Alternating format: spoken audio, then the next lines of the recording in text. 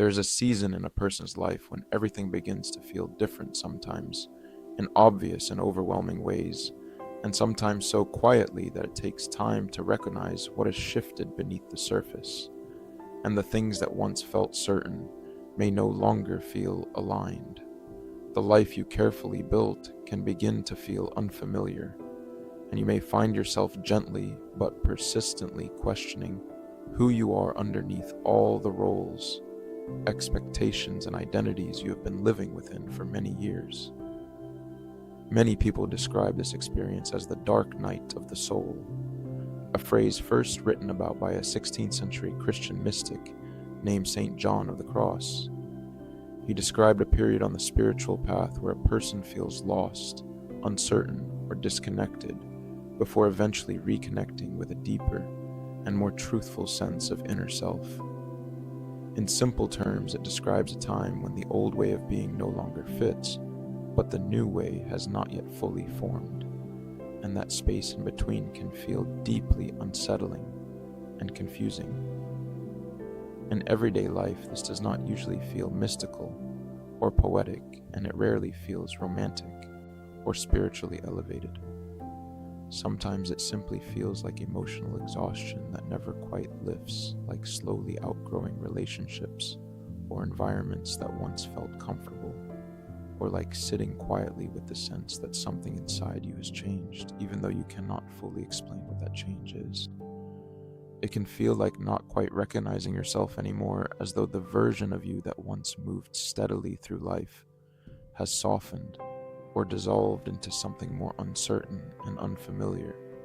For many people, this season is not only felt internally but also reflected in the outer structure of life, where things that once felt stable begin to change or fall away, sometimes gradually and sometimes all at once. A job may end unexpectedly. A relationship may shift or come to a close. You may need to leave a place that once felt secure. Carefully made plans may no longer unfold in the way you imagined. When several areas of life shift at the same time, it can truly feel as though everything is falling apart, and it is completely natural in those moments to ask why nothing seems to be working, or why so much is changing all at once. For some, this period also includes the passing of someone deeply loved, and the grief that follows can feel overwhelming, disorienting, and profoundly lonely, especially when it arrives alongside other life changes. Grief has its own rhythm and weight, and when it moves through us during a dark night of the soul, it can make everything feel heavier and more fragile, as though the ground beneath you is no longer steady. This does not mean you are weak, and it does not mean you are being punished. It simply means you are human and navigating change that touches the deepest parts of your heart. I understand this not only in theory but through lived experience. My own dark night lasted for more than 15 years. Although my life appeared normal from the outside, inside I often felt as though my inner light had slowly dimmed, leaving me confused, searching and wondering what was happening beneath the surface. There were long stretches that felt bewildering and heavy, but hope remained present in a quiet and steady way, and that quiet hope became the thread that helped me continue moving forward, even when clarity was nowhere to be found. When you move through a dark night of the soul, you are not breaking down, even though it can feel like collapse. You may be becoming more aware of parts of yourself that have been waiting patiently for your attention. You may begin to notice patterns that once felt normal, but no longer feel healthy, such as constantly trying to please others, giving more than feels sustainable, shrinking yourself to keep the peace, or staying in situations that feel familiar, even when they no longer feel right. This is often where something called shadow work begins. Shadow work simply means the gentle process of becoming aware of the parts of yourself that you have hidden, denied, or pushed aside over time, often because they once felt too uncomfortable or too painful to fully acknowledge. The idea of the shadow was explored by the psychologist Carl Jung, He used the word to describe aspects of ourselves that we suppress or reject, not because they are bad, but because at some point we learned they were unacceptable or unwelcome. These hidden parts may hold fear of rejection, a deep need for approval, unexpressed anger, old shame or grief that never had space to be fully felt. When they rise to the surface during a dark night, it is not to harm you, but to ask gently for recognition and compassion. The dark night does not arrive to punish you, and it is not evidence that you have failed at life. It often appears in the space between who you have been and who you are gradually becoming. That in-between space can feel confusing and emotionally exhausting because so much is quietly shifting within you. For me, healing did not happen in one dramatic moment.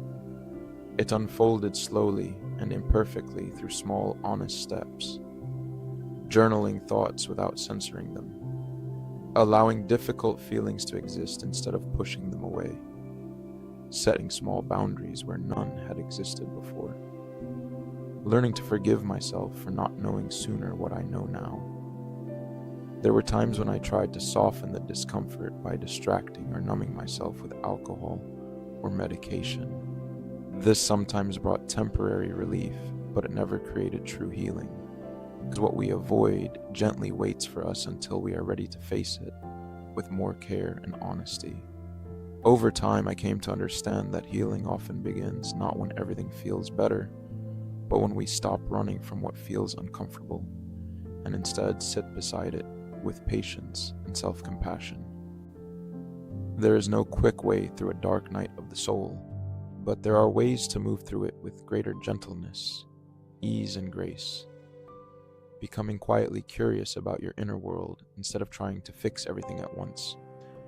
Asking what you are truly feeling beneath the surface.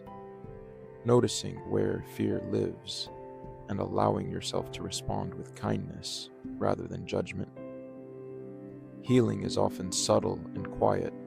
It unfolds through small choices made again and again, until those small choices gradually reshape how you relate to yourself and the world around you. Life does not suddenly become perfect on the other side of a dark night, but it often becomes more honest, aligned, and grounded.